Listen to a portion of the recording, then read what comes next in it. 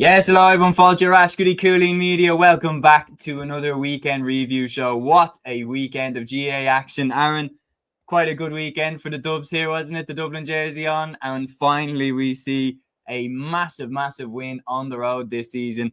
Great win against Roscommon. Liam, yourself, awfully not as bad against Limerick. A good performance, all things being considered. How are you keeping, man? I'll go to you first, and then I'll go to Aaron's beaming, smiling face after Dublin's win today.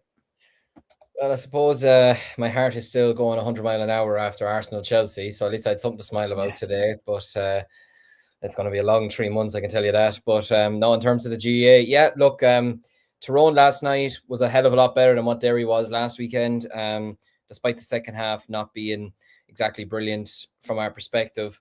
We put a bit of a respectable scoreline on it and played relatively well in the first half up in Dungannon. So I think we can take some positives from the game, but obviously, look, relegation. Now, given the results of the weekend, Cavan and Kildare aren't exactly safe themselves, so we might still have a chance, amazingly. I don't know how, but we might still have a chance. But it's a very difficult campaign it's been for us. In terms of the hurling, look, we've been essentially relegated back to Division 1B, but I'm very proud of the lads, like going up against a Limerick team that when I saw that team the other day, I was debating whether to go in or not.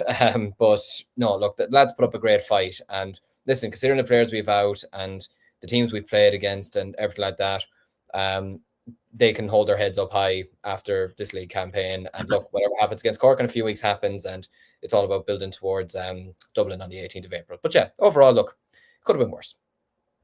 Aaron, we're much happier today than we were last weekend, I think it's fair to say. Absolutely, yeah. A great weekend all round. Hurlers winning, footballers winning. I was out last night as well, so a little bit hungover today, I won't lie. So seeing the Dubs actually just go and play great football, and I was nearly sitting down being like, oh, this is going to be a tough watch. But no, it was actually brilliant. And like the football we played, the game looked like it was done and dusted after like 15 minutes. It was kind of bizarre, to be honest with you. You're kind of thinking, although Roscommon have had a fair few comebacks themselves this season, I was like, we're 16, 17 points up here. I think we should be okay. Seeing that, and obviously haven't seen the hurlers. Obviously that game wasn't on TV, but seeing the result on Scorpio, so obviously a big win there. Happy all round. Just the way that the new rules are these days, like I still was just a bit like, oh, I don't know. Like if Roscommon bang over a few 2-pointers here, could be getting ropey, like especially with Diarmuid Murtagh hovering around the arc. Grand Admiral Dane here saying, as a Meath fan, I'm physically ill seeing Dublin do well, but sure, I suppose we'll deal, which is in the Leinster Championship. And guys, anybody who is watching the show, we've a good, healthy number watching, so I appreciate you all. We appreciate you all tuning in for this weekend review show, and get involved in the comments. Let us know what your highlights of the weekend were, any questions that you have for us, anything like that, and we will get around to them. And Peter here, who is a regular on the show, great to have you with us again, Peter. He is talking about one of the main stories of the weekend, and it is important that we do touch on it. He says, hey lads, what a weekend of action and drama on and off the pitch. Can we start with the protesters storming Congress? At least one Croke Park security officer in hospital and apparently 2 others injured.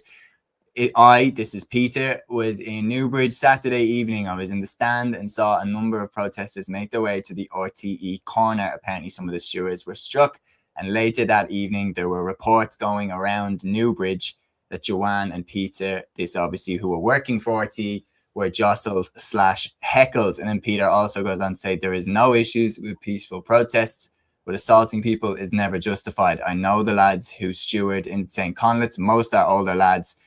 It's a very, very murky situation. And Peter here saying, do you reckon the whole Allianz debate should have been brought to table at Congress and voted on? This ethics committee. They passed it off to the ethics committee. There's no question about, for anybody who isn't entirely familiar, but if you've been watching the GA, to be honest, I don't know how you would have missed this story. It was such a big story. But the GA's Congress was halted after protesters made their way into Croke Park. A number of protesters made their way then up to the top table and held a banner behind several officials, including the current Uachtaráin Cumann Lucas Gael, Jarlath Burns. And they were chanting things like Allianz Amok, and this is in protest to the GAA's continued sponsorship links to Allianz. So a meeting of the GAA's on Cuiste Bonus Diacta took place where it heard a report from the Ethics and Integrity Commission, EIC, on the issue, and it was ultimately decided to accept the recommendation of the EIC, and that was to keep the contract with Allianz basically as the sponsor.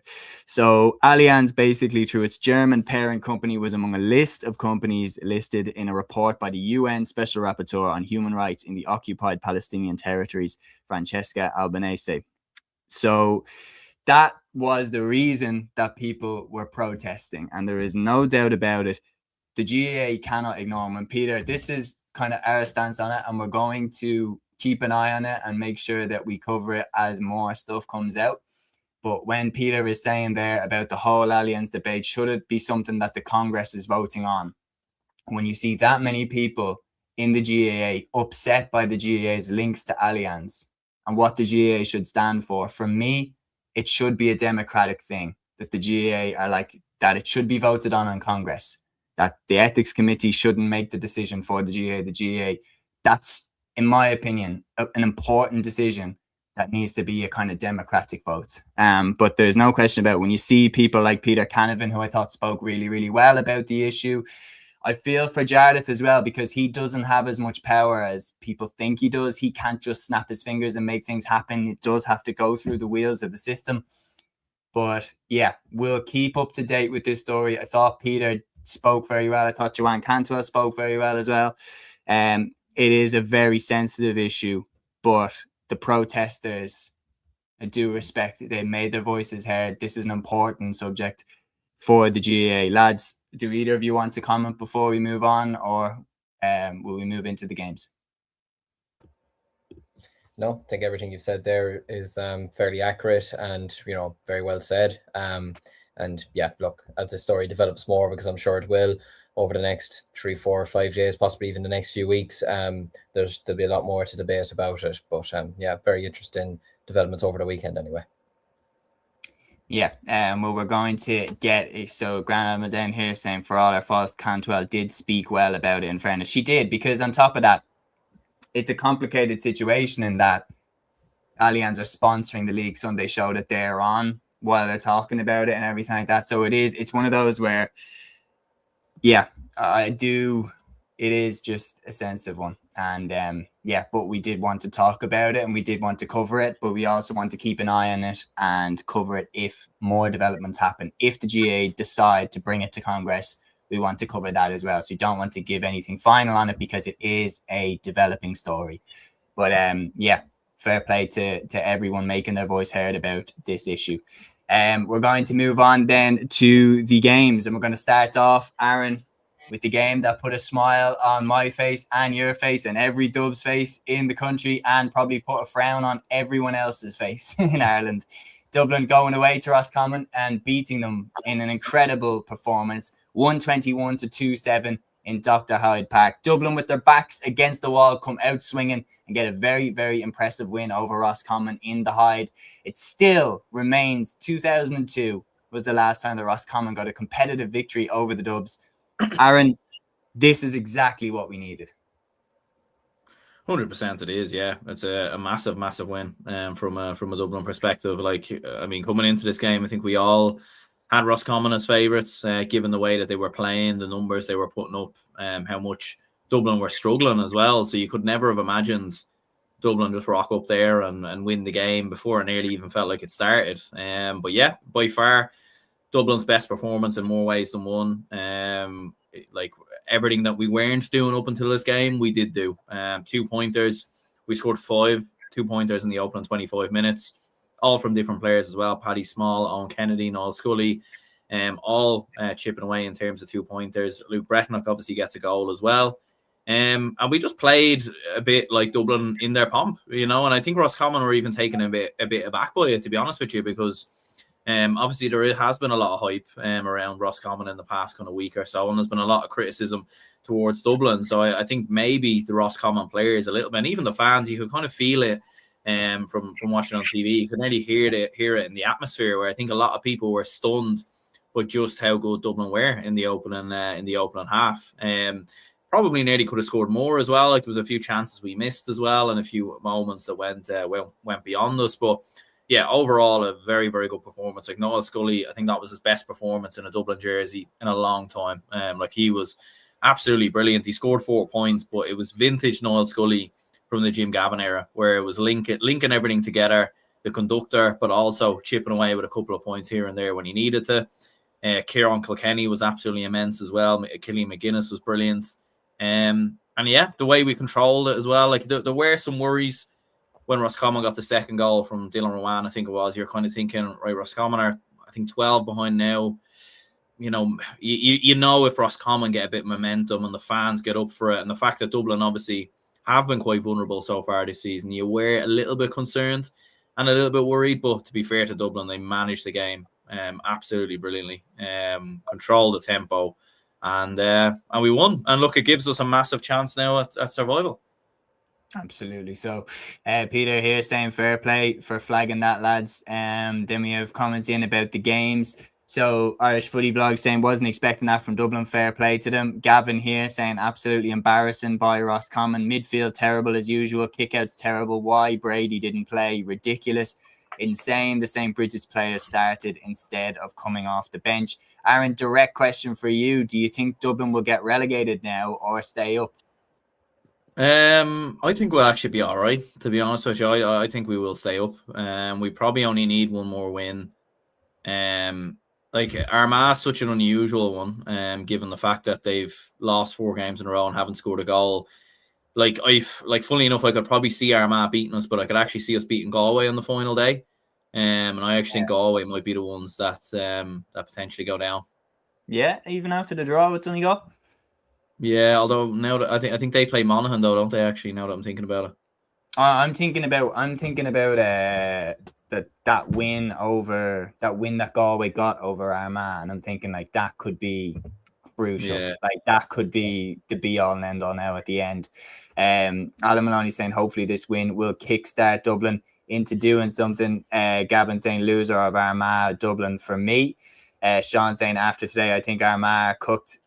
Peter saying Monaghan gone. Tom here saying the look of relief on you two lads. Good win for the Dubs, but a lot of work to do. Yeah, I still think like it's one win. It's not like all of a sudden we're prime 2019 5 in a row chasing Dublin, but we have moved in the right direction in terms of this win, and it's important that we got back on the board and got the feel-good factor back. Jer saying Clare achieved a clean sweep in Hurling, Camogie, Gaelic Football and LGFA. No hard feelings about Aaron being the only one to back Clare to beat Limerick in the Gaelic Football. Yeah, we're going to come to that one later as well. And a funny comment here from Aga Olan Wood. He said Dublin just sent Armagh down. Well, we'll see how it plays out. Yeah, for me, look, as a Dublin fan, absolutely delighted with this win. Not only because our backs were against the wall and we came out swinging, but because we showed a fantastic ability to kick the 2-pointers. Like, we hadn't seen it to that level really in any game we hadn't really seen that in any game so far this season. And so far since they brought in the new rules, we hadn't looked as comfortable kicking the 2-pointers as Donegal have and other counties. But Scully kicked a lovely one. Sean Bugler kicked a lovely one. Paddy Small got a lovely one. Like, all of a sudden you're thinking, you know what, we've got people who can kick these. And I do believe it's going to be a little bit of a step back. And when you analyze it over the years, whenever successful dynasties come to an end in sport, it actually tends to be followed up by a longer barren period than you would expect. Like, you go back to Kerry in the 1970s and the 1980s. Like, Kerry did the 4 in a row, then won another 3 in a row in the 80s. And when that golden crop left, Kerry didn't win another All-Ireland until 1997. Like, and after 1986 being the last one, Kilkenny Hurling dominated the 2000s and the 2010s under Brian Cody. Then after 2015, it's 2026 and they still haven't won one. I wouldn't be surprised if we go a similar route where we don't win one for a while. I hope not. But like, it's just, even the Cork LGFA team that won 11 All-Irelands in 12 years, once they finally lost their grip in 2017, they haven't got it back since. Like, it's a common occurrence that once a dynasty goes, it tends to be a long way to fall. But we've got a long way to go to get back to where we were, even though we've got a great win there. Sean Sigrid said Roscommon were fit starting the league, but now that the big teams are getting in shape, they will look ordinary. Dublin football is in some state that ye are celebrating it. Well, we can celebrate it because it might save us going down. So I'll take that win right there. I don't care what team we beat. If we beat any team, if it keeps us up in Division 1, I'll celebrate it. Aaron here saying, yeah, winning in everything this weekend. Brilliant from the banner. Will you still keep backing our opponents, to be fair? You literally back every team we play, especially in football, to beat us. I would disagree. Not me though, Aaron, not me. Yeah, I would disagree. Aaron backed Clare. Aaron backed Clare, and I backed Clare to win Division 1B in the hurling. I don't remember who I predicted Limerick Clare, so I'm going to stay safe. Some performance from the footballers. Yeah, Aaron is the only one who believes in the banner. But they see he didn't get it completely wrong, Aaron. But yeah, we'll get to that game later. But yeah, the rounding up on that game, delighted with the progress that Dublin showed. Look, we need to stay up in Division 1. Like, we want to be dining at the top table, and this win could go a long way in doing that. But this defeat for Armagh could go a long way in sending them down. They lose to Mayo in McHale Park, 217 to 22 points. Liam, what did you make of this one? Yeah, I think that comment is probably how the comment earlier about the loser of Armagh Dublin is kind of how I'm feeling at the moment as well. I feel like that would be the absolute biggest game of the season in terms of who stays up and who goes down.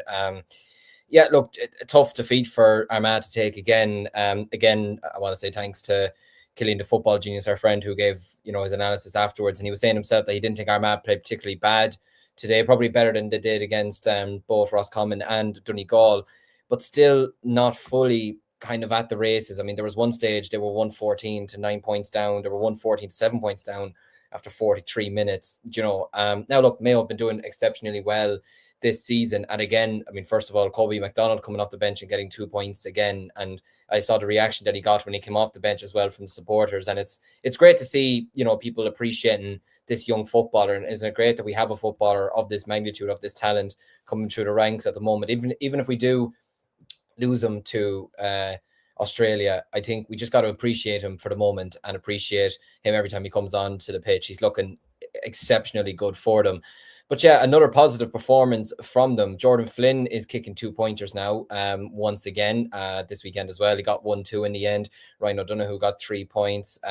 Keane McHale, who is another player I'm very, very impressed with, finishing with 1-3 as well. So yeah, just fantastic win for Mayo. Conor Loftus getting an arc as well from centre back. So even though he had to go off early enough, but yeah, look, brilliant win for Mayo. To have started like at the start of this league campaign, like, I mean, geez, I predicted Mayo to go down, but to have turned around and to have come into the league campaign and gotten wins over the likes of Dublin, Armagh, and Galway, I mean, that's really, really impressive going from them. And obviously Monaghan last weekend as well, putting up 230 past them. Like, what we think about Monaghan not being up to the races this year, it's still unbelievable from Mayo. And yeah, Andy Moran is doing a great job with them at the moment. Look, we know with Mayo, this could turn fairly quickly if things don't go their way necessarily over the next couple of weeks. But it's a lot of positives for them at the moment. They're playing some good football and they're looking primed and ready.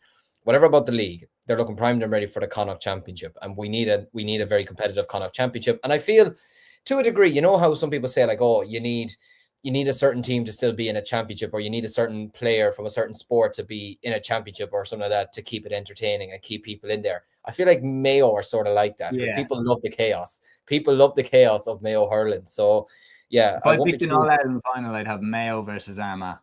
Like that would be my All-Ireland final. Just in terms of like those two counties, in terms of games that I've watched, have always given me like heart attacks. And like usually when I'm watching them, I don't care who wins. Like, I don't have a favorite.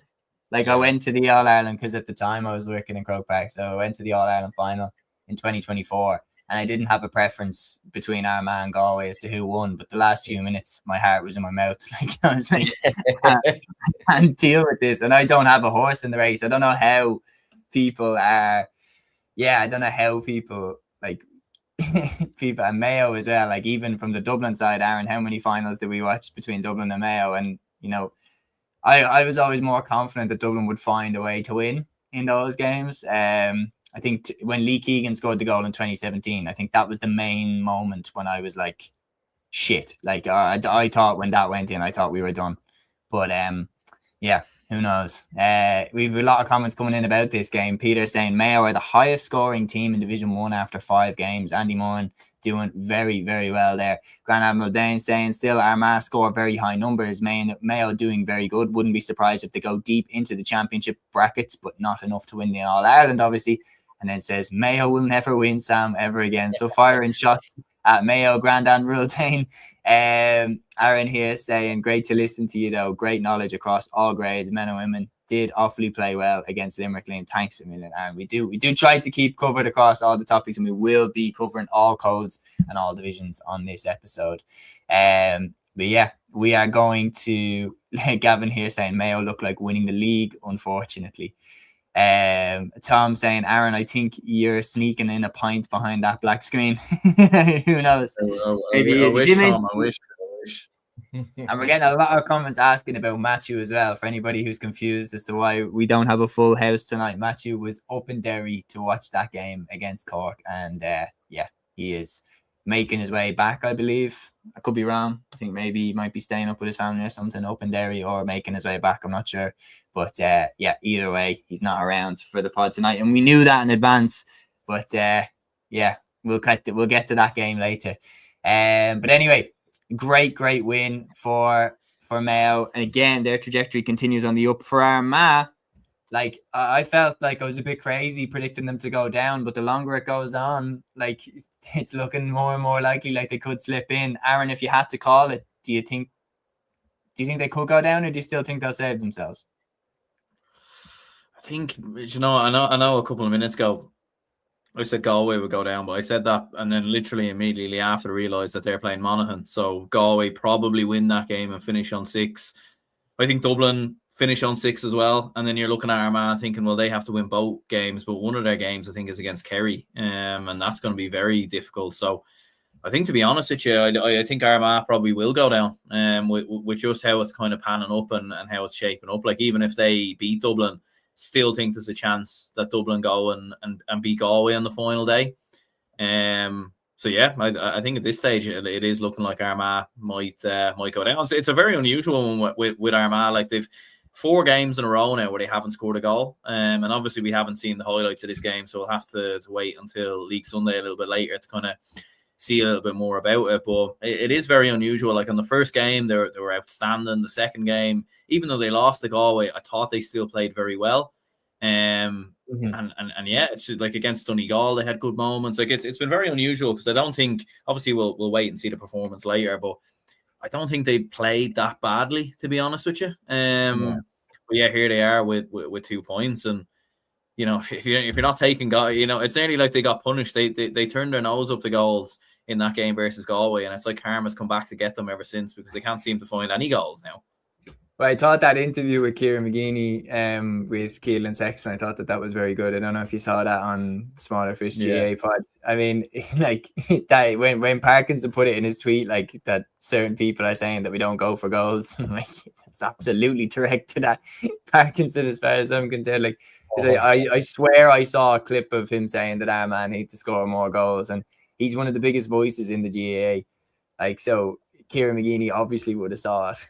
Like, and 100%. Yeah, it was funny. And McGeeney's not, and he's an intimidating man. Like, so like, if I felt like he was directing a comment towards me, I'd be nervous as hell interviewing him. Like, so fair play for Keelan for holding his nerve.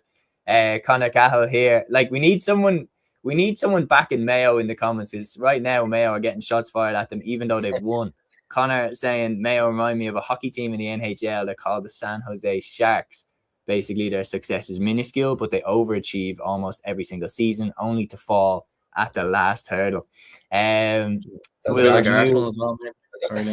Like, oh no, we both said it. It's okay. We both said it. Anyway, we're going to move on to the next game. Aaron, I'm going to throw this one over to you. Donegal's 100% record is gone, but their unbeaten record still stays. They split the spoils even with Galway in Ballyshannon. Donegal 117, Galway 20 points. This one was live on TG Cahir. What did you make of it? Yeah, it was in the end, I think, a great point for Donegal to fight back in the way that they did, going down to 14 men. You had the Michael Langan black card at the end of the first half, which I think, to be honest, probably could have been a red as well. If it was a very, very heavy challenge. We've definitely seen them given as a red.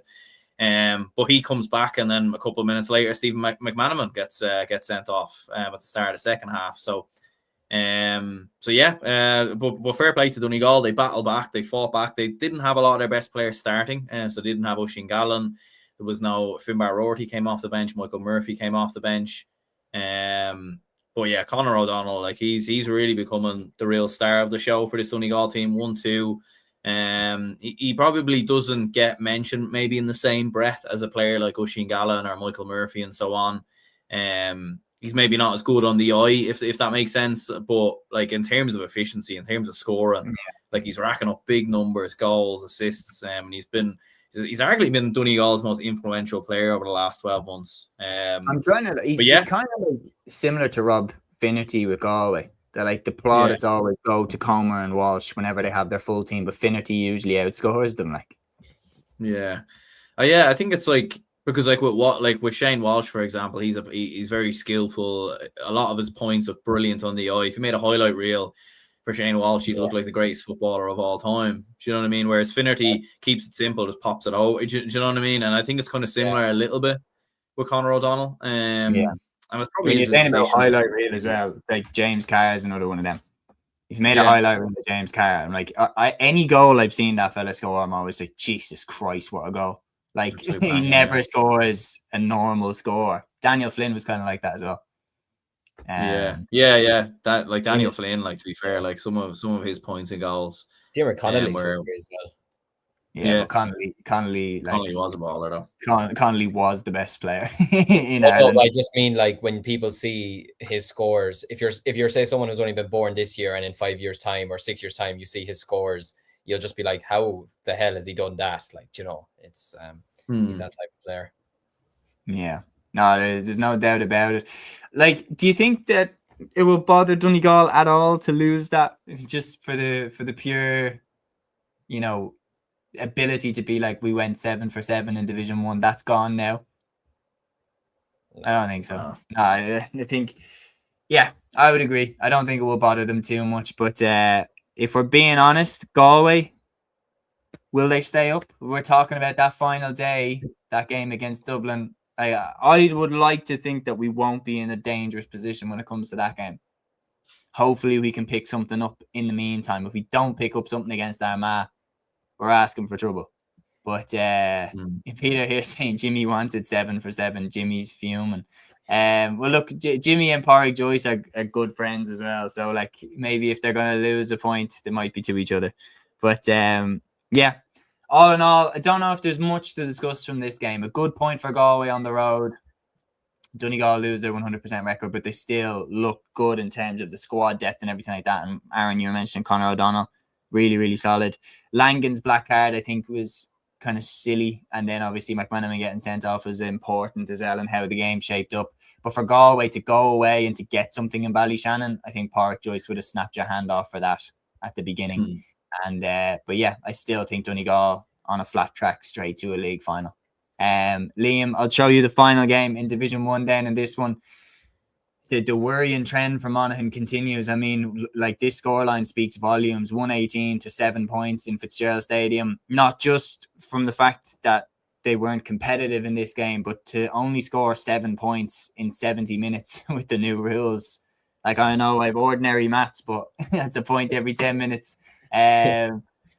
Like, it's not good enough, really. No, it's disappointing, to be honest with you. It's like, they only got 3 points in the second half, which is just, I feel sorry for them. Like, they're just being fed to the wolves or the dogs at this point. Like, it's not a nice situation for them to be in. I think they got all 7 points. What happened though? Because they are good enough. They won Division 2. Like, what's going on? I don't know. Like, I mean, I predict them to finish 4th in the league, and I was saying that off a lot of that off the back of last season, because I thought they were fierce unlucky not to even reach an All-Ireland semi-final, maybe to get over Donegal in the Ulster quarterfinal last year. And again, like you said, I was so impressed with them how they finished Division 2 last year, because they didn't exactly start Division 2 like a house on fire last year, like Roscommon did, but they finished it so well. And you have the Scottstown players as well. You're thinking, do you know what? Monaghan might, be a bit of an underdog this year. And look, maybe they can turn around the Ulster Championship. Maybe, you never know. But they're just not giving me that sort of hope at the moment. And like the score was 5-4 at halftime, and I had to make sure that wasn't a typo on Score Bio when I was checking it, to be honest with you. Like it's not exactly a game that you'd be reminiscing about in 5, 10, 15 years time. And let's not forget as well, Kerry didn't have Mr. David himself. They didn't have the big man there today. Now they had his brother, and they had Sean O'Shea and Dylan Gainey, etc. And I mean, Jesus, they're not exactly the worst. Well, actually, now that I say that, David Clifford came off the bench and scored 1-3, so that makes sense. But like, he wasn't starting, and Monaghan couldn't take full advantage of that. So yeah, look, Monaghan have just been dreadful all season, really. And look, it's a bad result for them. For Kerry, it's just get the game done. Yeah, thanks, Grant. Look, it's for Kerry, it's business done. Move on to the next one. They probably won't have an easier game to play this season, I'd imagine, than that. But look, Monaghan, they're down. It's as simple as that. They're going to Division 2 next season. And for Kerry, look, take the win and move on, but they won't learn a lot from this game. Yeah, look, I think this one was always going to be a difficult day for Monaghan, the way that their form was. Kerry away from home was never going to be easy, and that's how it turned out to be. But I'd be more worried about the scoring. For example, like, teams are still conceding a lot, but they're putting up big numbers and they're almost outscoring teams. Like Mayo are conceding a fair bit, but they're just scoring more than other teams in this league campaign. Your forwards need to be firing. Irish Footy Vlog saying, as a county, Monaghan have punched above their weight for years. There's no question about that. They absolutely have. But we're more looking at this from the point of view of their trajectory last year was on the up. Like, I get that the core of their team, like players like McManus have retired and everything like that, but McManus was gone when they won Division 2 last year. Yeah. And Darren Hughes was injured, and a lot of key, like Kieran Hughes, had stepped away. So those players were already gone, and their trajectory was already on the up. And all of a sudden, it really looks like they are flying backwards. And right now, the form that they're in, I wouldn't back them to get out of Division 2 next year if something doesn't change. Because you look who's going to be down there with them. Tyrone are going to be down there because I think the boat's gone for them on promotion now. And whoever goes down from Division 1 with them, whether that's Dublin, Armagh, Galway, and then on top of that, you'll have one of Meath, Cork and Derry also in there. Like, it's going to be an absolute shark tank. So, like, who knows? Before we wrap up on Division 1, though, we will say Mikey here saying Monaghan were the only standout team in Division 2 last year. The drop-off is bleak. And Peter saying, I think Bannigan needs to go. Dennis saying, slow start in scoring in the first half by Kerry. And Dermot saying, I want an All-Ireland final, Mayo versus Armagh this year. I think if Dublin get knocked out, I'm all in on that. Dermot also saying this before we wrap up Division 1, we've a couple of comments in here about the Mayo Armagh game. Armagh averaging 24 points a game, miss about 5 goal chances and still lose by a point. Who scored much less, but who can get goals? Can anyone lend Armagh a goal scorer? Need Rian O'Neill back. And then Jordan Cairns, hello there, Jordan Cairns from Mayo here in Castlebar. Great win, Mayo versus Armagh, and staying in Division 1, which is excellent. Annie Moore is excellent, and there's an All-Ireland in that Mayo team. I think one more thing, if they can get Oisin Mullen back. I think if they add Oisin Mullen back in over the next couple of years, I think they definitely could be one of the front runners. And Sean saying Derry are dark horses for Sam, in my opinion. And that's the game we're going to go to next. We're moving down to Division 2's round 5. I'm going to start off with the clash of Derry and Cork in Celtic Park. Derry 131, Cork 14 points. Cork's perfect start to Division 2 comes to a screeching halt in Celtic Park. Derry put in an absolute exhibition and ran out 20-point winners. And when you look at the score sheets, obviously big shout out to Matthew for providing all the stats on this game. But you've got Shane McGuigan there with 9 points, including a 2-pointer. You've got Lachlan Murray with 1-4, Paul Cassidy with 4 points, Niall Lachlan with 4 points, and a plethora of scorers, like well spread across the field. And on top of that, they kept Stephen Sherlock to 6 points in terms of like two two 2-pointers, so 4 scores that he got on the board, and they marshalled quite well. Obviously, Ian Maguire was a massive loss. He was out for this game. But Matthew's comment in himself, let me just bring it up. He says, bad day at the office today. Injuries caught up with the lads. Maguire and Tommy Walsh, massive losses. Hopefully Tyrone do us a favour versus Meath. There's no question, though, Aaron, it's a setback. It absolutely is, yeah. But I think you have to give massive praise to Derry, though, as well. Like, to beat Cork, like as we've said, Cork have been a very good side so far this season. They've started the league brilliantly, 4 wins from 4. Definitely no slouches, like, do you know what I mean? And haven't beaten Meath last week. So to go and actually beat them by 20 points it's incredible. Like, they've scored a combined tally of 356 in their last 2 games, which is just a mental kind of tally to put up. I know with the new rules where we're used to teams scoring high numbers, but like it's incredible, really. And I think the big thing with Derry, from what I've seen, obviously, again, we'll catch the highlights a little bit later, but like last season, they did have big performers in the usual kind of big players like Brendan Rodgers and Shane McGuigan, but it was the other kind of fringe players, or, you know, other players who weren't really like producing as much. Like, you didn't hear much of Lachlan Murray, Noel Lachlan, these lads last season, but they're all stepping up big time. Like, Lachlan Murray scored 1-4, Paul Cassidy with 4 points, Noel Toner. All 6 starting forwards all got on the score sheet. So absolutely huge there from a Derry perspective. Look, the midfield, obviously not having Ian Maguire, I'd imagine that was a big impact. But yeah, a bit of a mad game, because even looking at it on score, like, Cork scored 9 points inside the opening 20 minutes, and then they only scored 5 after that. They only scored 4 in the second half. So a little bit unusual from a Cork perspective. Definitely a setback. I think the problem with Cork now as well, when you actually look at the score difference of the 3 teams, like Derry are on plus 46, Cork are actually on -7 now. So when it comes to score difference, that could be a potential issue if 3 teams are all on the same points, because I think Cork could potentially miss out because of that. But I think for Cork, the big thing now is Kildare next at home. We'll get on to Kildare. Like, they're in free fall at the moment. Like, Cork need to beat them, but I think Cork also need to put a bit of a big number on them to give themselves the best chance. Absolutely. Like, we're going to move on to that game, because, to be honest, Liam, Division 2 had 4 relatively comfortable victories. Like, there wasn't really much close games going on in Division 2, and this one again fits into that category. I actually tipped Kildare to give Meath problems, because I thought local rivals, if Kildare have an opportunity to kick Meath's promotion campaign out of the window, they might do it. But no problems for Meath. 121 to 10 points in St. Conleth's Park. Peter, you were there, you were saying in the comments, so if you could get your opinions in on this game, we'd really love to hear it. But Liam, what did you make of this?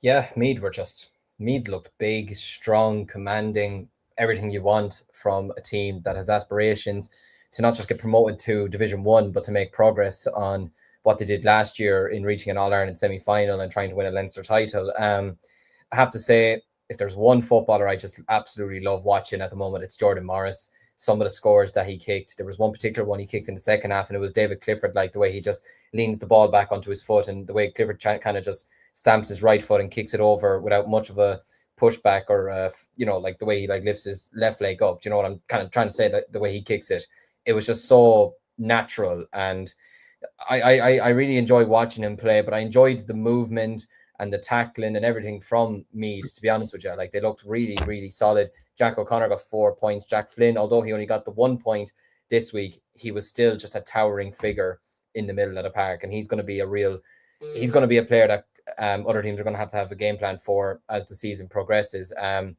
yeah, like, Meath are coming together really, really nicely at the moment. They're a team that are moving quite well. They haven't let the defeat to Cork last weekend tamper them too much or affect them too much. So yeah, look, they're firmly in the hunt now for promotion back to Division 1. Yeah, look, especially after that defeat to Cork today as well, they could definitely be eyeing up promotion. Like they have Offaly in the final round, and like, judging off form at the moment, you'd expect them to beat Offaly in the final round, realistically. Who is it that they have next in 2 weeks' time? I'm just trying to think off the top of my head. They've played Derry, they've played Cork, they've played Louth, they have Tyrone. Yeah, Tyrone. So the way Tyrone, even watching them last night, I know we'll get on to that game in a minute.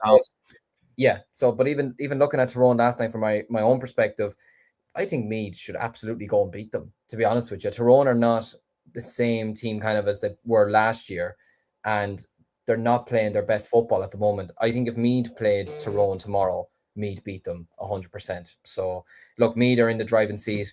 I expect them to go up at this stage. As for Kildare, yeah, look, especially after the opening 2 rounds when they had a draw with Tyrone, beat us, and they were looking good. And even though, okay, Derry had a couple of players that were sent off or got black cards, and Kildare couldn't take full advantage of it. If you'd have said to me then that Kildare would be in this position, I wouldn't have believed you, because I thought they were looking good. And then the defeat to Cavan last weekend just seemed to have damaged a lot of confidence in them. So it's going to be a tough and a nervy final 2 games for Kildare. Like, their safety is not secured yet. Yeah, absolutely is not secure. I mean, I think, no offense, I think Offaly are headed, but I think that second relegation spot, I think, is kind of up for grabs. Whoever wants it can take. But I definitely think, like, a great comment in by Peter about Aaron Kernan's addition to the backroom team and everything like that. And Meath have bounced back really, really well. I made the point in the preview show when I shaded it to Meath that last time we saw them get a big setback was when they lost to Louth in the Leinster final. And the way that they bounced back from that, beating Kerry in the group stage of the All-Ireland, like, they bounced back really, really well from that. And there's a bit of metal about this Robbie Brennan Meath team. We've seen another example of it here. But Louth GA fan 57 saying Louth to dash Meath's promotion again by winning their next 2 games and other results to go their way. Lol. But on top of that, we have a question in here for us. Let me drag it up. It was to ask for Dub's opinion. I think it was from Brendan. Oh, here. Brendan Kennelly saying, I'd love to get the Dub's opinion on the likes of Kildare, Meath and Louth. The reality is, I think Kildare still have a little bit to go in terms of winning a Leinster championship. I think I would understand in any order, but I think the top 3 in Leinster, with all due respect to the rest of the teams, I think the top 3 are Meath, Louth and Dublin. And you put them in whatever order you want. But I think those are the 3 teams that I think could win Leinster this year. And I think if it came outside of that 3, I'd be pretty surprised. But then again, like, it might be a case that, like, Westmeath get into the Leinster final and they play against Meath or they play against Louth or Dublin, and they're just a good stylistic matchup for them on the day. Like, it could be like a Roscommon and Connacht in 2010 where Sligo took out Mayo and Galway, and then Roscommon were just a great match for them on the day. Who knows? We'll see how it goes. But yeah, I would be surprised if it doesn't come from that 3. Peter saying number 1 Meath, number 2 Louth, number 3 Dublin. He says agree about the general assessment. Yeah, Division 2 just wasn't that competitive, lads. I'm going to throw another game back to you, Aaron. Usually the most competitive division, but Louth going away to Cavan and won by 122 to 112. And the thing is, we tipped this as being a very dangerous game for Louth. I tipped Cavan to win this, and I have to say, Louth have made me look a little silly predicting that now. Yeah, like I think that bar and Tyrone Offaly, and bizarrely enough, Tyrone, I know Liam will get onto it, but Tyrone Offaly probably nearly actually gave a good go in that game, to be fair. Whereas the other 3 were a lot more maybe one-sided. And yeah, this one in particular, massive win again for Louth. I said previously, like, I think Louth, from whatever was said at half time of that Meath game, they've turned the corner, and they're banging form now. And to get a big win over Tyrone, huge win and everything else, but now back it up versus Cavan. Because look, if they had lost this game, then they might have been dragged actually back into the relegation fight. Like, Cavan actually would have went above them on the head-to-head rule. So, and considering Cavan beat Kildare last week as well, like they were kind of up for the game and everything else. But yeah, huge win from a Louth perspective. Toyd McDonald, very impressive with 3 points at wing back. I remember seeing him for the 20s a couple of years ago. I think he actually won the under-20 footballer of the year. So he's a great start having the team. And they are bringing through a lot of the kind of 20s lads, like Kieran McArdle's in the side as well. And one player who is back, who didn't actually feature, I don't think, last year, was Kieran Downey. He scored 1-4 in a full forward. So he's a big addition to have back in the Louth ranks. And yeah, for Cavan, it definitely is a bit damning and disappointing from a Cavan perspective, because, like, even though Cavan have only had 2 points on the board, you couldn't criticise them too much. They gave everything versus Meath. They gave everything versus Cork. 2 very good sides. They lost those games. Fair enough. They came up against a good Tyrone side, lost that game. They bounced back, beat Kildare. And now a damn in the feet versus Louth. But the funny thing is, I actually still think Cavan might get out of it. I'm sorry to say, Liam, but Cavan are playing awfully, and I think Cavan might be able to win that game, whereas Kildare are on 3, and I'm not sure where the points are coming from a Kildare perspective. So I think Cavan might actually still get out of this. I think it's Cavan or Kildare to go down in that second spot. I think that's what I'm thinking. Brendan here saying the mad thing with Cavan is they've been in 3 one-score games so far in this league campaign. With a little bit of luck, we could be talking about Cavan in a different light. What I would be, and then Loud fans saying Downey did play. You mean Connor Early returned? I don't know, Connor Early, but yeah. There's a lot of Connors and Kierans in the Loud team. I clocked that when I seen the program one time. It was Connor maybe Ryan, I mixed them up. Craig Lennon. Like, there's a lot of C's. Like, there's not many, but a lot of Connors, Craigs, and Kierans in the Loud team. And they're all class as well. Like Conor Grimes, Connor Keenan, Craig Lennon. But anyway, we'll like my thing about it is like looking at this game between Loud and Cavan. Look. When Brendan was mentioning there about how Cavan lost games very narrowly, what we were talking about on previous episodes was kind of a striking similarity to Dermot McCabe with Westmeath last season, where they were very, very competitive, lost a lot of games by 1 point and ended up going down. And we were saying it was kind of heading in that way if they didn't obviously turn the ship around. Ryan here talking about Wexford. He said in Division 3 it would be a huge achievement for Wexford to do back-to-back promotions. Massive last 2 games ahead for them. We'll get to them. Massive win over Sligo. But anyway, wrapping up, Liam, unfortunately, I have to throw this game to you as an Offaly man, but Tyrone 28 points, Offaly 213 in Healy Park. Tough day at the office? Yeah, absolutely. It was, look, nothing could have been any worse than the Derry game last weekend. That was just one of the darkest days we've really had in the county, to be honest with you. But look, I'll give the lads a lot of credit. In the first half, we were on a lot of the ball. We were doing a bit better with kickouts from both sides. Yeah, look, the goal that we got from Jack McAvoy came at a crucial time in the game. We started off well. Keith O'Neill, to be fair to him again, showing that he's well capable of playing at this level. Got 2 good scores at the start. Cormac Egan looked back to himself a small bit as well. He was breaking through tackles and he was on the ball a lot. He looked a bit more confident. This game, I would say it's probably his best game he's played so far in the league. But yeah, look, other lads, did relatively well as well. Marcus Dalton at wing forward, was going about well and was linking up with play a good bit too. Jordan Hayes, 1 or 2 times could have taken a shot on for a 2-pointer, but still he's a big towering figure. He's able to take hits or take a few belts if he needs to, and he's able to drive forward with the ball as well. But just, look, second half came about look, Tyrone completely took over. Mahi Donnelly got 3 points from full forward. Like, I didn't even know he was playing in the first half, and then the second half he comes out and he just tears as a new one, to be honest with you. He was on fire. No, but like, I mean that in a nice way. Because he's a brilliant, look, he's a fantastic footballer. But like, I'm just saying that more. I felt like we did a good job on him that I didn't notice him, But yeah, look, in fairness to him, he turned it on in the second half. So did Canavan as well. At corner forward, he got 5 points. Darren McCurry came off the bench, got 3 points as well. So look, overall, Ronan Cassidy got 3 points as well. Overall, look, the goal at the end kind of put it. And in fairness to Darragh Flynn, I'll give him a shout. He got 1-2, and his goal at the end was a cracking one, but it was kind of damage limitations at that point. The score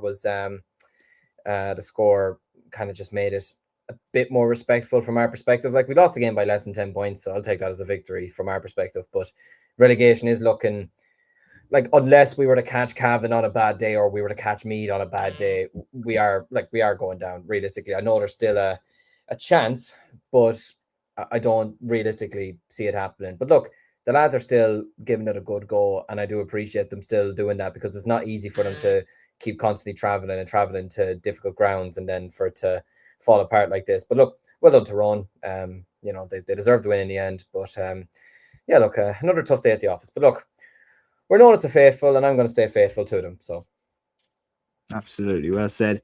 That's Division 2 wrapped up. We're going to move on to Division 3, and I'm going to split the deck and give you 2 games each to have a look at from Division 3. And there were some big results. Aaron, as you called this one, I'm going to give you one of these. So Clare beating Limerick 121 to 12 points away in McNeville Park, and Wexford also getting a huge win over Sligo, 16 points to 1-7 in Wexford Park.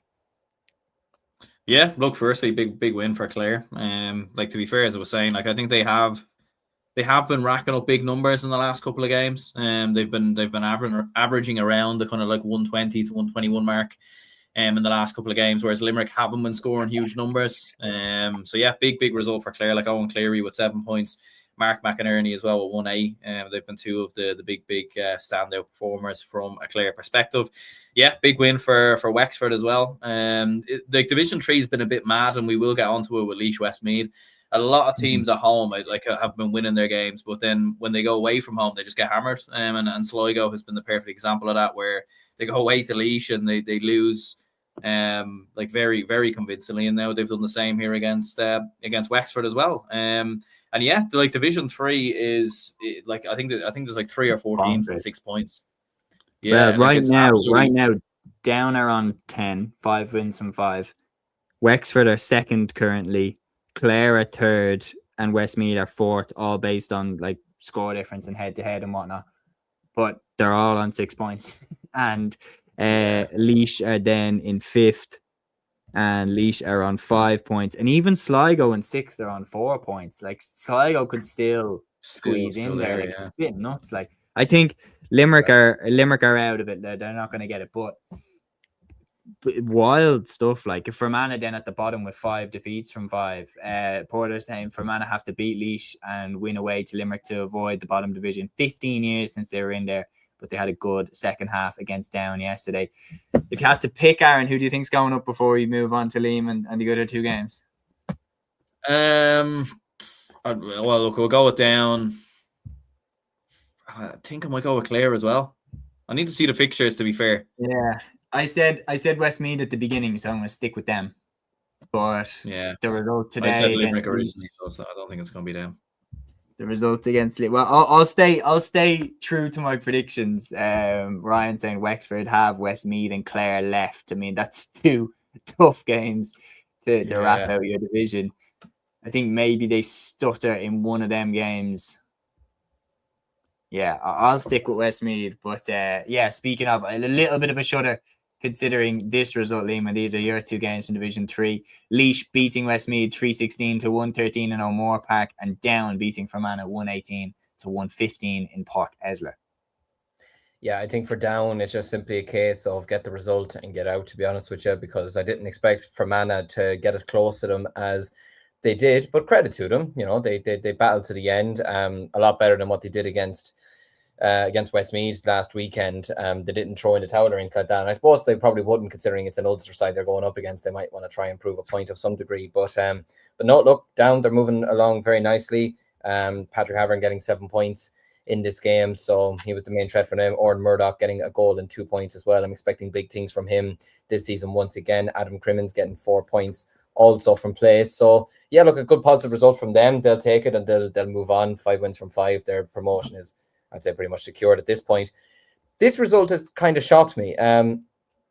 Like, Laois had that win against Sligo was big, and they were very unlucky not to beat Clare last weekend. You know, they probably should have seen that game out away in Ennis, if I'm being completely honest with you. But I thought Westmeath would win this game, just simply because I think Mark McHugh's doing a good job with them, and they have a lot of top, like, they do have a lot of really good footballers in their team. I mean, Luke Loughlin, just to name one, which, by the way, his interview with Tommy Tiernan as well last night. I haven't seen the full thing, but I've seen bits of it. It was absolutely excellent, and his story is very interesting as well.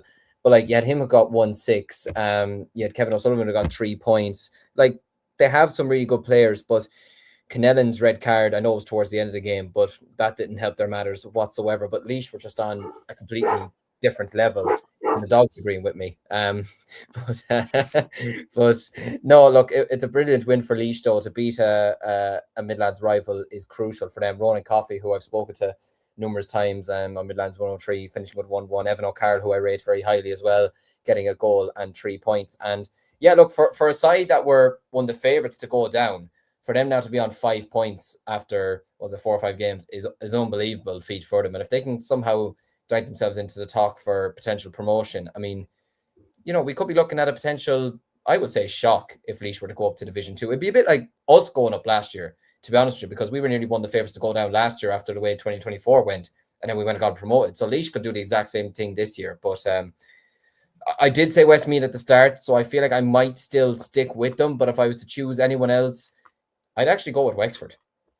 I don't know why. Wexford have had an absolutely great season. Connor here saying, do any of you lads think we'll play a strong team against Sligo, considering Down are already promoted? I think so. I think it's good to keep in the winning form and everything like that. That's been talked about by a lot of players over the league campaign, that you want to keep the winning habit. That dog is a Westmeath supporter. We actually got the dogs from Wexford, so I don't know if it's supporting Westmeath or shouting against them, but that's where we got the 2 dogs. But anyway, I'll take Division 4. I'll take this one because it's one of the predictions I'm a little bit proud of, lads. I can't lie when I seen it happen. I predicted both promotion campaigns to be derailed this weekend, Wicklow and Carlow, and both of them lost. Antrim beat Wicklow by 218 to 114 in Roger Casements. In this game, it was, of course, Ross McQuillan and Pat Shivers both hit 1-2 each. I'm delighted with the prediction on that one, but I just it was kind of confusing for me how Antrim were so off the pace up until finally they started to pick up points. But then in the other game, we talked about the curse. If you are winning, do not go on a GAA show to talk about how great things are going mid-season, because Robbie Brennan went on and the next game, Meath lost. And the Carlow manager went on when Carlow were 4 from 4 and they lost their very next game to Longford, 119 to 114 in Pearse Park. Oran Kenny and Matthew Carey combined for 10 points, while James Moran hit the back of the net for Longford as they continued their rise from the ashes as well. While in this game, Tipperary 118 to 8 points in Clonmel. It was Stephen O'Brien and Sean O'Connor who hit 112 between them as the Premier men got out with the win, while London beat Waterford in Ruislip 316 to 212. Jim Davis with 1-4, Kieran Diver with 1-3, and Michael O'Reilly also hit the back of the net for London in that game. So that's round 5 wrapped up in Division 4. And now we're going to move over to the hurling, and we have, again, plenty to talk about. It's unfortunate Matthew isn't on for this because I watched this game. I caught especially the second half. The first half I was doing some house jobs and everything like that, but the second half I got to sit down and watch it, and especially the last 10 minutes were frantic. But Cork keep up their 100% record in Division 1. Cork 312, Kilkenny 115. The Rebels maintain their 100% record. They win out in a battle in Nolan Park against Kilkenny. Cork are moving in the right direction, Liam.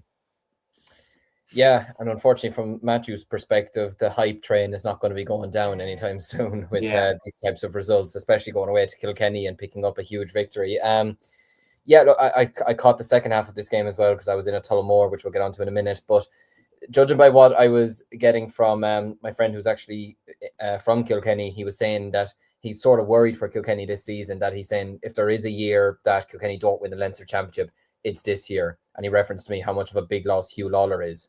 And I think we're seeing it very evidently here at the moment. Cork started like an absolute house on fire with the goal from Brian Hayes, and he took it so well as well. Brian Hayes is making a habit of getting these types of goals, like batting the ball in or whatever. He's doing it really, really well. But yeah, look, Cork were just the better side overall in the first half. They led by 6 at half time. And then come the second half, the second goal and the third goal both came at crucial moments. And I mean, you got to give great credit for the third goal. I mean, was Barry Walsh on the pitch? What 30 or not Barry Walsh. Yeah. Sorry, Alan Walsh. He was on the pitch 30 seconds, and he got his goal. And it was just such talk about impact sub when you need him most. Just absolutely terrific from him, and especially when Kilkenny were sort of getting a foothold back in the game. If there was anybody that was going to score a goal for Kilkenny, it was going to be Owen Cody. Realistically, they're relying heavily on him at the moment. Good for them to get John Donnelly back. I think he's a great addition back into the panel at the moment. And look, they still have TJ to add, Adrian Mullen to add, etc. But For Cork, yeah, look, some good performers today. Alan Connolly finished with 7 points. Brian Hayes got 1-1. William Buckley is really impressing me at the moment as well. To keep Darragh Fitzgibbon only to 1 point from play is very good going, considering how much of an impressive start he's made to the league campaign as well. And Barry Walsh, I'll get him right this time. There's too many Walshes as well in Cork. Barry Walsh getting a goal as well will boost his confidence massively as well. But yeah, look, I'd say for Ben O'Connor to have picked up wins, and especially like this one as well, where they sort of did have to dog it out, he'll be absolutely delighted with it. And yeah, I'd say Cork now are looking very likely. Look, they do have Offaly in the final game. They should realistically win that game in Páirc Uí Chaoimh, even if they were to lose. I think, isn't it Offaly's their last game? Do they have a game next weekend, or do they? Or have they had the bye yet? That's what I'm trying to think. They had the bye. Hasn't had the bye. No, they're playing Limerick next weekend. Sorry. Okay. But I think even if they were to lose that, I think they've sort of booked their place in the league final already. But Kilkenny as well. It'd be interesting to see who's going down with Offaly, because you now have Waterford, Kilkenny, and Galway sort of and to a degree Tipperary sort of staring over their shoulders, sort of worried at the moment. Well, all 4 of them are level on 4 points. That's what I mean. Yeah, so could be an interesting final couple of weeks, I have to say. Yeah, to see who's going down to Division 1B. Only time will tell. Aaron, when you're talking about this game, I mean, Liam sums it up really, really well. As if Cork didn't need more attacking talent. I mean, Barry Walsh looked absolutely unbelievable. Yeah, no, as if Cork were stuck for attackers. Barry Walsh in his first start looked unbelievable. And then Alan Walsh, 30 seconds in off the bench, outstanding catching, buries it to the back of the net. I mean, the squad depth that they have is ridiculous, to the point where, like, Ben O'Connor literally said, like, there's lads that weren't in the match day 26 that will be driving the standards of training. They're in a really, really good place, this Cork team. They absolutely are, yeah. Like, and that's the thing. I mean, like, that's been the thing for the last couple of years. It's been, there's no shortage of talent within Cork. It's how can you just put all the pieces of the puzzle together. And you do have a lot of players coming in now. But to be fair, yeah, 2 lads who got their opportunity. Barry Walsh, as you said, took his goal well. Same with Alan Walsh as well. And yeah, massive win from a Cork perspective. Like, it is interesting, like, with their approach to the league. They're going hammer and tongs. They're coming out fast out of the blocks in a lot of these games, getting early goals. And realistically, like, from what I've seen of this game, like, it was fairly comfortable really from Cork. Like, they never really ever looked like losing the game. Maybe Kilkenny made a bit of a fist of it towards the end of the match, and I thought Cian Kenny, to be fair, was impressive. He scored 8 points overall, but yeah, it's another massive win from a Cork perspective.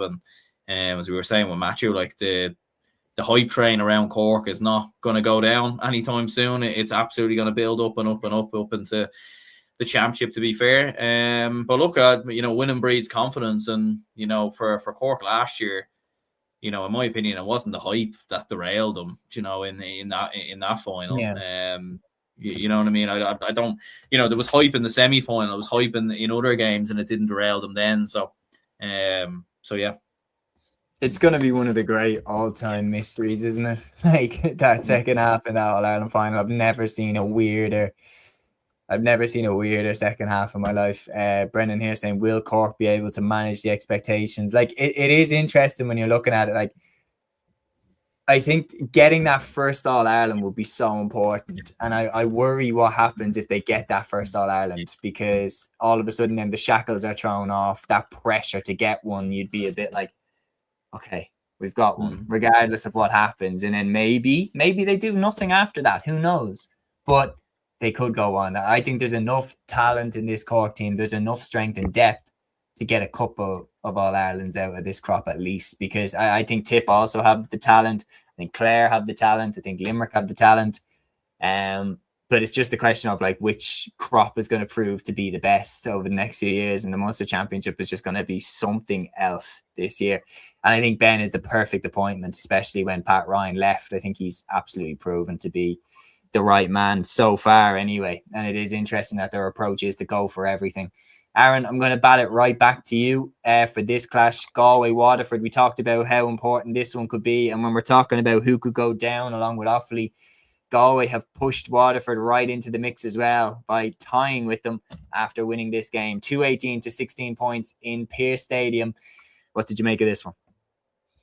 Yeah, massive win in the end for Galway to get over the line, to get the victory, as we were saying previously. Going into this year, as you were saying, like, I think if Galway had have lost this game, you know, massive trouble in terms of relegation and everything else. Obviously, with 4 teams all on 4 points, so yeah, huge for Galway to step up. Cathal Mannion excellent with 9 points. I thought Ronan Glennon at wing back was brilliant as well, getting a goal. Aaron Ireland continuing on his brilliance from this season. In fairness, like for Waterford, I thought they started well. They got a couple of early points from the likes of Michael Cúilín and Jack Prendergast. But to be fair, you know, the more the game went on, the more Galway settled into it. And I think they had that mad spell in the first half where they scored maybe 1-6 or 1-7 without reply. And that kind of really took the game away from Waterford, to be fair. And yeah, massive result for the Tribesmen. Absolutely. So, and that just by that means that the 4 of them are on 4 points. Just for the record, Galway, Tipperary, Kilkenny and Waterford, all from their 4 games, have 2 wins and 2 defeats. Currently, Galway are top with 12, plus 12 as their score difference. Tipperary, second out of that group with plus 1 score difference. Kilkenny -5 and Galway -13. Although it is important to say Waterford have actually played 5 games. They've won 2 and they've lost 3. So they are in the worst position out of that 4 and could be relegated down to Division 1B as things currently stand, but obviously they still have more game to go. Anyway, we're going to move on to the next clash, and that is the clash of Offaly against Limerick. Now, Liam, we were talking about this. It wasn't as bad as maybe we thought it would be with the form that Limerick are in. Yeah. 17 points to 219. Were you at this one, or am I mixing up with the football? No, I was at it. Yeah, you were there. What was it like? Yeah, no, I was meant to be at the football. Just family stuff happened and I couldn't get to it. But I was at this one today. Yeah, look, considering I saw the Limerick team that was announced during the week, and I can't lie, I'd be lying if I wasn't sitting here going, "Oh no, this could be a very long 70 minutes." Like, and like we still do have a lot of players that are out injured at the moment, which doesn't help us. But listen, I got to give our lads some amount of credit. I mean, this is a team that have won 4 All-Irelands this decade. Recently, we're on the cusp of winning 7 Munster titles in a row and have the greatest players of all time in amongst their team, and have future greats in their team. Cathal O'Neill's, Adam English, Colin Coughlin's, these types of fellas. And our lads stood up, you know, and like even with, say, some of the size differences between, say, their players and ours, our lads weren't afraid to get stuck in today, which I was really happy with. I was like, listen, if you're going to lose, go down fighting. And they absolutely did. Now, look, I will say one thing. I wasn't impressed with the referee in Tyrone Offaly. I felt he was a bit against us at times, especially with Jack McAvoy's black card, which I probably should have mentioned as well. But today, I think Liam Gordon was probably on our side, to be honest with you. We got a few soft frees, especially towards the end of the game, which, look, you take them. But I think if you're watching from a neutral's perspective, half the time, there was one stage, I believe, I think it might have been Cathal O'Neill who flicked the ball out of Oisín Kelly's hand, and he did it so nicely. And it was given in as a free in. And I was like, that's just not a free in. Do you know, like that's a skill, robbing the ball out of someone's hand by flicking the hurl. Do you know what I mean? But look, it was like, it took Limerick a long time to get settled into the game. They were hitting a lot of poor wides, which they wouldn't on another day. Well, look, if we can go on and do what Limerick have done, then I'd be absolutely delighted. Never mind if we could win 1 Leinster, never mind winning 4 All-Irelands. But no, look, there were some certain players. I think one thing that's a positive from this campaign is I think a good chunk of our spine of our team is kind of sorted now. You've Liam Horan goals. Ben Keneally kept Aaron Gillan to just 1 point from play today. He was absolutely magnificent. Killian Sampson, having him back at centre back, he's so crucial, to be honest with you. Carl King was out injured today, which was a shame. He might be back for the Cork game, but if he's not, he's not. I'd rather have him back for the championship, to be honest with you. Turgainen has settled in really well to this team. He got 2 points from play. Adam Screeney, it wasn't really a game for him, but I still think he did relatively well. He got a good point from play at the start. Got the large majority of our scores from place balls as well. I thought Luke Nolan in the second half of corner forward did relatively well too. But just overall, look, a tough result to take, and obviously it does confirm relegation now back to Division 1B. But look, let's face it, nobody at the start of the league campaign, even myself, said that we'd stay up. You know, it was about competing and showing that we can compete at this level with these types of teams. And other than the Tipperary game, which even then we were 5 points down at halftime, other than that game, we've not been trounced in any game or hockeyed in any game, or I think we've come out of it with a lot of credibility, to be honest with you. Like, I mean, the Galway game could have gone either way to a degree. You know, like, we weren't exactly brilliant, but Galway weren't majestic either. Do you know what I mean? Lost to Kilkenny by 4 points, lost to Waterford by 6. Like I said, we were down by 5 at halftime to Tipperary, but they brought on the big guns in the second half and we just ran out of legs. And again today, look, I'm proud of these lads and I'm proud of what they're doing at the moment. And I think it's building nicely towards Division 1B. And I think we give Division 1B a good rattle next year. I think we'll be right in for a shout of getting promoted right back, to be honest, especially if you can get the likes of Charlie Mitchell back fit, keep Adam Screeney fit, keep Killian Sampson fit, keep these lads fit for the entirety of the season. I think we should be okay. But look, Limerick, it's a job well done. Shane O'Brien, again, getting a nice goal. Cathal O'Neill getting a goal as well. Kyle Hayes is back and he's played a couple of games for them now. So, look, they weren't firing on all cylinders today, but they didn't have to. They won the game and they'll move on to Cork next weekend. Yeah, no, well said. I do agree. I think you should bounce back from Division 1B, though. Like, the way that it's looking, I would back you to get straight back out. And we will move to Division 1B's games. I'm going to put these together with an eye on the clock. And because of the fact as well that the 3 games were relatively comprehensive victories. So starting off, Aaron, Dublin 131, Antrim 116 in Corrigan Park. Kildare got a very impressive win in McKenna Park in Ballycran, beating down by 324 to 123. And Clare went away to Carlow in Cullen Park and won by 128 to 18 points. Yeah, absolutely. Look, from a Dublin perspective, first of all, obviously this game wasn't on TV and was actually on the same time the footballers were on. Which, yeah, I understand. To be fair, it's very hard with games, and I know it happens with other counties as well. But I think, yeah, when you're having 2 games on from same calls at the same time, it is a little bit annoying. But yeah, good win in the end from a Dublin perspective. I think we started very strong. I think we were 10 points to 1 up in the opening 15 minutes. And that was huge because, look, Antrim, after getting the win versus Carlow, you know, they had their tails up. They were ready. Obviously, Dublin, you know, these are the type of games in the past we've saw Dublin lose. Especially, you know, we put in a big performance against a Wexford or Kilkenny or something like that. And then I mentioned Wexford there, so maybe that's why the dog is barking there. But yeah, no, look, we got the victory, we got the big win, and yeah, we march on into well, we obviously keep alive our hopes of promotion, and yeah, big wins for Kildare and Carlow as well. Probably Kildare and Clare, sorry, you probably expected the Clare win, in fairness, going away to Carlow, and then yeah, big result from a Kildare perspective as well. Liam, you take the wheel.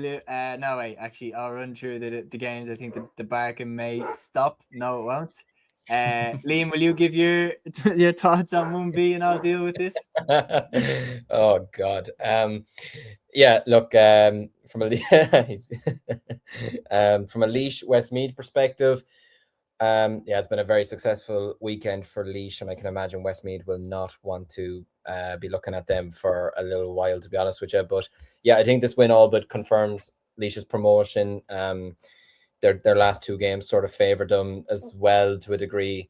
And yeah, look, I think if they won today, then promotion is pretty much theirs, back up to Division 1B. And things it wasn't looking fully like it was going to be going their way. They were down 10-9 at halftime, but they rallied in the second half. They got 114 in the second half. Tomas Keys, Mossy Keys, as he's normally known as, I've been very impressed with him over the last couple of years. He got a goal in 12 points, 1-6, I believe, from play. He's a top class player. I was very impressed. He got a hat trick in the Laois hurling final for Camross in 2023, and that's kind of where I first heard about him, and been very impressed with him ever since. James Keys got 4 points as well. So overall, a great day for Laois. For Westmeath, I wouldn't worry too much about this result. They are a team very much in transition. I think Kevin O'Brien is going to do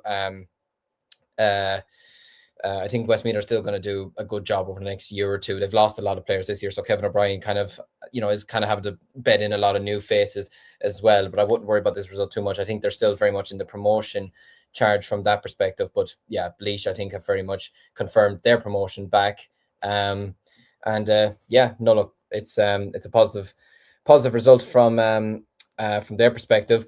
For London to beat Derry, brilliant victory, absolutely. And amazing how they can only score 3-7 and still win the game. But no, it's a fantastic victory for them. I believe this victory takes them above Derry in the table, which is very, very crucial for them in terms of trying to avoid relegation. Derry must be sick of the sight of London, to be honest with you, after last year and now this year as well. But a great victory from their perspective there. And for Meath to get the victory away to Mayo, very positive from them as well. 5-point victory in the end. You had Mikey Cole, who got 3 points. Tom Shine top scored with 8 points, 5 from free. So overall positive result from Meath as well. For Mayo, tough result for them to take, and especially when they were so close. But it's looking likely that relegation is probably on the cards for them at the moment. But I think they'll take a lot from competing against the likes of Laois and Westmeads and Kerrys and all these teams this year. So, but overall, a decent enough weekend. Absolutely. So moving on then, I'm just going to give a shout out to the results from round 5 in Division 3 and Division 4. So Roscommon and Tyrone drew at Dr. Hyde Park by 116 to 19 points. Donegal beat Louth in their own backyard 320 to 110. And Wicklow hammered Fermanagh 514 to 7 points in Ockram. While in Division 4's round 5, Longford beat Lancashire 318 to 12 points in Abbottstown. Leitrim beat Cavan 20 points to 17 in Pork Sean McDermott, and Warwickshire beat Monaghan by 311 to 13 points in Park na HÉireann. And that is the recap on the hurling action, and we're going to move straight in to the Camogie action. There was only one game in Division 1A and round 3 from the Camogie, and this one was not played last week with the other 2 games, but it was played this weekend instead, and it was a clash of Galway and Waterford. And Waterford got a very, very impressive win in Kilbecanty by 12 points to a goal and 5. Waterford have made a brilliant start to their Camogie League campaign. First they beat Cork, and now they've beaten Galway. The last 2 All-Ireland champions beaten in the opening 2 rounds by the Déise. It's not a bad start, is it, Liam? No, and I feel bad now for predicting Galway to win this game. I feel like I put a curse on them at this point. But no, look, a brilliant win for Waterford. You got to give them great credit for that. Niamh Rocket getting 7 points, all coming from place balls. But I suppose at this time of the year, you need your free taker to be absolutely on point, don't you? Beth Carton finished with 2 points as well. And to only hold Galway to a goal and 5 points as well, especially with the players that they had out there. I mean, remarkably, Aoife Donoghue and Niamh Nyland didn't score in this game. Like, that's really, really impressive going, especially going forward for the rest of the season. Carrie Dolan only scored 1 point as well. To keep those types of players to just 1 point from play over the course of 60 minutes is really impressive going. And this will make a few people sort of stand up and take a lot more notice about Waterford. I think it's definitely possible for Waterford to potentially maybe this year go and do a double. It's like they're probably one of the most likely counties in Camogie and LGFA to do this, to be honest with you. Now look, it could all come crashing down in a few weeks' time or when the championship comes around. But for the moment, Waterford in both the ladies' football and the Camogie, it's in a really positive place. Niamh Mallon, to be fair, got 1 for Galway. She was the top scorer for them. But Must and be look, mentioned that Galway were trapped in New York due to a snowstorm leading up to the match. So yeah, I mean, that's important too.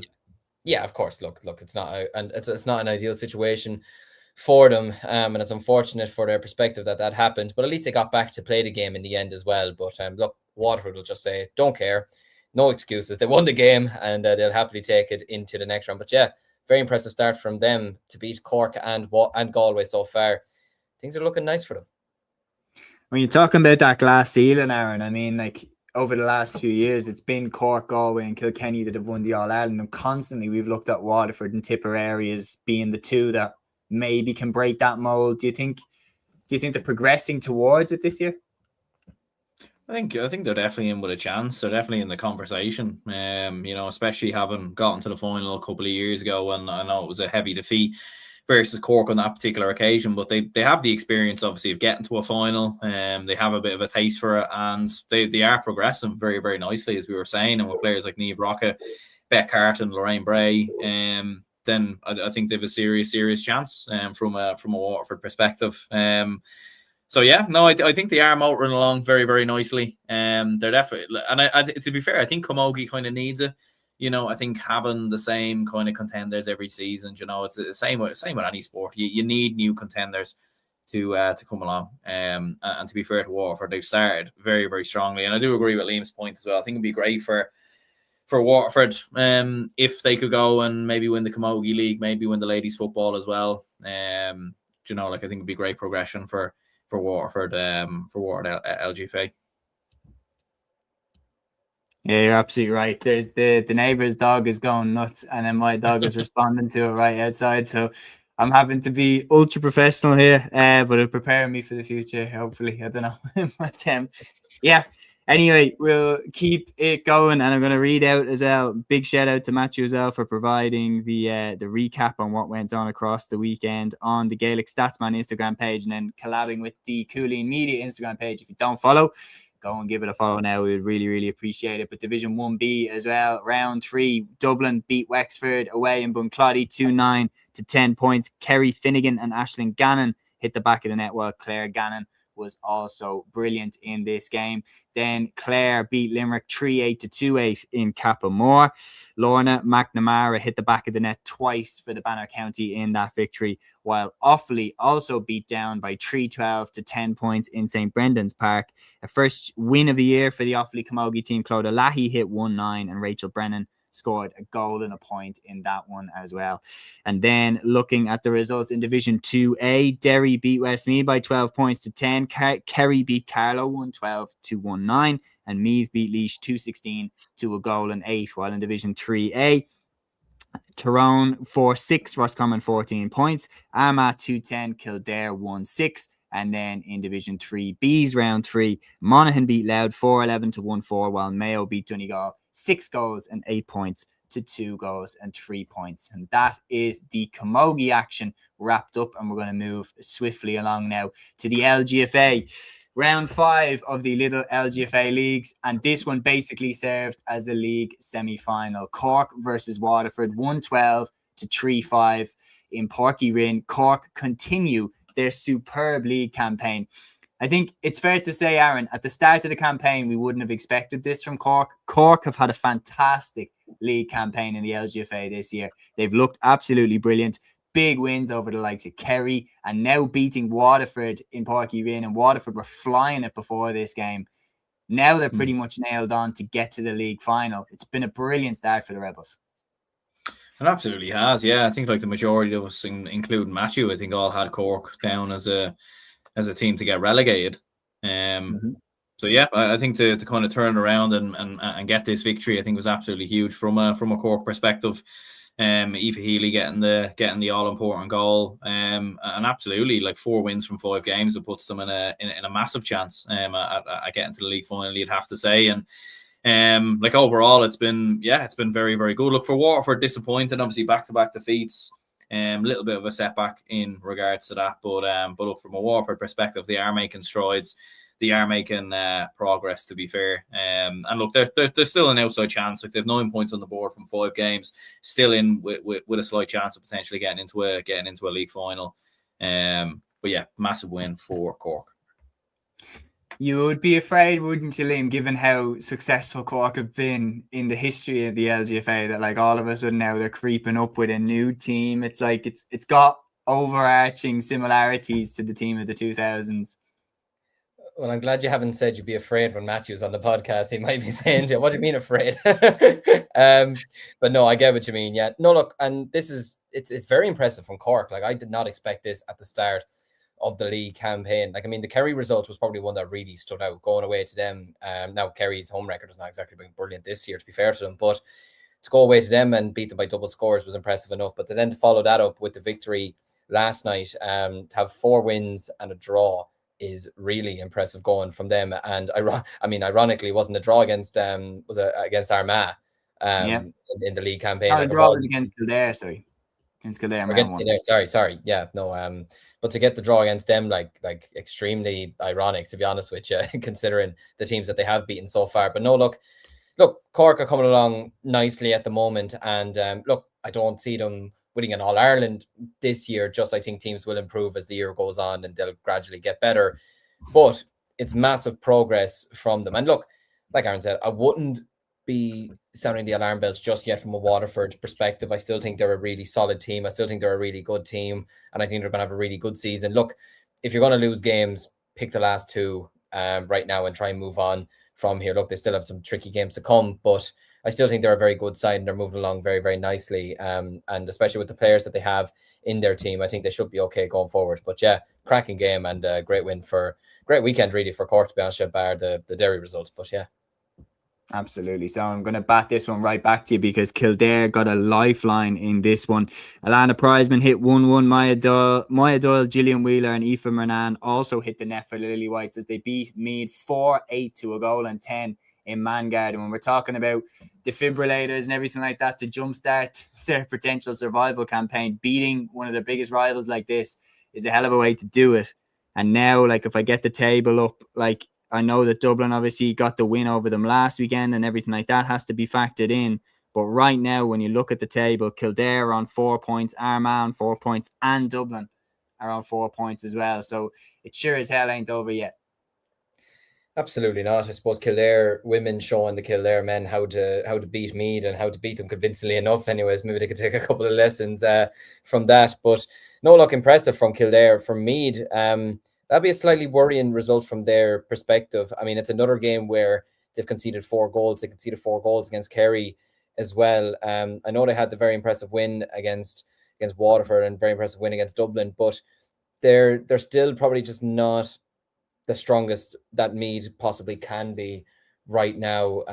And yeah, look, that would be a very damaging result from their perspective. But like you said, it boosts Kildare's perspective of staying in the division. Like, who would have thought at the start of the campaign that like Dublin would be bottom? You know, like it just wouldn't have made sense to me, to be honest with you. But yeah, look, the league is certainly thrown up its fair share of surprises at the moment. And if Kildare could manage to stay in this division, it'd be absolutely massive for them. But for Meath, look, they might not get relegated just judging by the table at the moment and maybe 1 or 2 head-to-heads, but they're not exactly safe yet either at the moment, which just makes for a very interesting end to the campaign. And just while I'm here as well, I meant to mention for the Offaly down game, I want to give massive credit and respect to Clodagh Lahey because she buried her grandfather last week and still went out yesterday, played her match, and she played absolutely excellently. And John Lahey was doing commentary for us from Milan's 103 today and, you know, did a fantastic job as well. So just condolences to that family and well done to Clodagh yesterday for her performance more than anything. Yeah, absolutely. Well said. Another massive game, Aaron. We went away to Armagh in the athletic grounds and this one finished a draw, 2 goals and 11 points each. We were mentioning in the build-up that we've kind of got Armagh at a bad time because big players are starting to return to the fold, and Armagh were noticeably better, but a very competitive and even and hard-fought draw here. Yeah, absolutely. Like I think Dublin started the better with the early goal from Orla Nolan, who in particular was absolutely sensational. She scored 2-8 overall.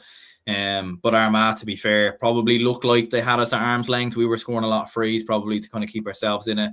And yes, we were kind of saying, like, with some big players that Armagh do have, in particular in Kelly Mallon, who finished the game with 2-4.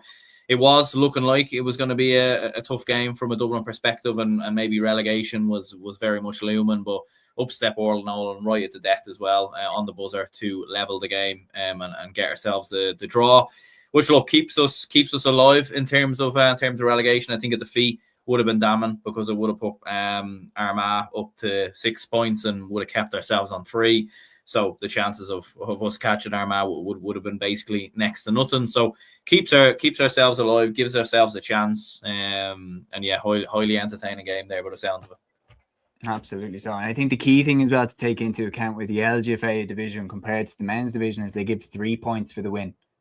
So it's big consequences if you get a draw in a game that you should win. You drop 2 points. And that's why, like, when Kildare beat Meath, like, their promotion, so not promotion, their survival chances increase fourfold compared to, you know, say when, like, if Armagh were to have beaten, or Dublin beaten Roscommon, for example, getting 2 points, it's not as heavy an impact as getting 3 points on the board. Misha May Fain here says, lads, fair play, cover everything, great channel, thanks a million, my friend, and great to have you on the show with us. And keep the comments coming in, guys, because you absolutely love it when you get involved. Liam, the final game in Division 1 Round 5 then saw Galway go away to Kerry in a repeat of the 2024 All-Ireland final, and they beat them 1-11 to a goal and 4. Leanne Cohn continues to excel in the league campaign. She hit the back of the net for Galway and got a point as well. Kate Slevin with 3 points and Andrea Trill also with 2 with the key scorers. Very, very impressive win for Galway here. Yeah, absolutely. No, the Galway's main players are stepping up massively at the moment. Andrea Trill is certainly a player that I think is going to have a massive season for Galway. She had a huge weekend last weekend, and she has another one this weekend. Leanne Cohen is just a terrific forward at the end of the day. I'm not going to be saying anything for poor Roisin Leonard at this stage, because I feel like if I say she'll get a hat trick or something, he'll come back and bite me again. I didn't say it. I'm sure, So Galway would be delighted if that happened. Just for ye, I'll say it when she's playing Dublin maybe later on this summer. Roisin, if you're listening, I'm sorry. But no, look, a brilliant win for Galway. But like I mentioned, this will be a worry for Kerry, just more so their home record has been shocking in the league. Do you know, and that's not something I expected. Like, I mean, you could probably excuse maybe losing to Waterford on the opening day. Like, that was on, I believe, correct me if I'm wrong, that was on a bank holiday Monday. The weather wasn't great. Yeah, that was round 2. So yeah. They beat Dublin away round 1, and then yeah, you're right. Like, they seem to be better on the road this year. They're much better on the road. They're like Tottenham in football. I was saying that they lost to Fulham, and I hope they get relegated. I'm an Arsenal fan at the end of the day, but yeah, they're much better away from home than they are at home. And even their score lines. I mean, they got 8 points against Cork, 1-9 today against Galway. Not this type of score line you'd be expecting from a team that then went and got 2 goals away to Dublin, 4 goals away to Meath. It's a small bit worrying from their perspective at the moment. Like, look, do I think they'll go down? I don't think. I find it hard to picture Kerry getting relegated in men's or ladies football. Hurling, no bother. I could picture it, or Camogie, I could picture it. Just with football, whatever, just for some reason, I just can't. It's like seeing Kilkenny get relegated in hurling. I just can't picture it until you see it. But they had the most All-Irelands in both. That's what I mean. Like, I can't picture it. But look, they're not exactly helping themselves at the moment. But look, it'll be an interesting end to the campaign for Kerry. But I mean, they're going to want to fix their home form, because, like, look, it's just simply not good enough from their perspective, and they'll know that themselves. But for Galway, great win. They're moving along very nicely. Can't be complaining. 12 points after their opening 5 games. They'd have certainly taken out at the start of the campaign. Yeah, absolutely. So, and they continue to move in the right direction. Galway, for me, are one of my favourites for the All-Ireland right from the outset. And then just running through the rest of it. So Division 2's round 5 starting off. Donegal beating Mayo away from home in Amenity Park. That means that Donegal and Cavan are now in pole position for promotion out of Division 2. Cavan also beat Monaghan by 2-9 to 1-9 in Killinkeer. This was a huge win. Ella Sheridan absolutely leading the way with 1-6, while Niamh Keenahan also hit the back of the net for Cavan. And then Wexford went down to Tyrone in St. Patrick's Park. Tyrone 4-9, Wexford 3-8. The big goals coming from Niamh O'Neill, Saoirse Gormley, Cara McNamee and Emer McCanny all struck the back of the net for Tyrone.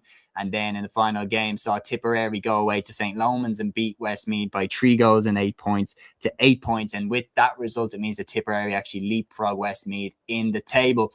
And the other results then, the Division 3's round 5, it saw Fermanagh beat down by 110 to 2-6. Clare beat Limerick by 112 to 1-8. Louth beat Antrim by 15 points to 5. And Roscommon beat Laois by 4-4 to 12 points. A mental scoreline there. And then Division 4's round 6 saw Sligo beat Offaly 2-9 to 1-7. Leitrim beat Derry by the minimum 2-12 to 3-8. Carlow beat Longford by 4-13 to 3 points, while Wicklow hammered Kilkenny 127 to no score. And that is the recap of everything that took place in the GAA world across this weekend. Thanks to Liam and to Aaron for jumping on with me for another show. Thanks to my dogs for continually barking throughout the show. And thanks to everyone that got involved in the live chat. You helped to make that episode another really, really enjoyable one. We will be back on Thursday night at 8 p.m. for another weekend preview show. And we will be previewing all of next weekend's games as well. So make sure to like, follow, subscribe, share, follow Cúilín Media across all our socials to keep up with our content. And we will see you all Thursday night at 8 p.m. But until then, Tora. Instinct, baby.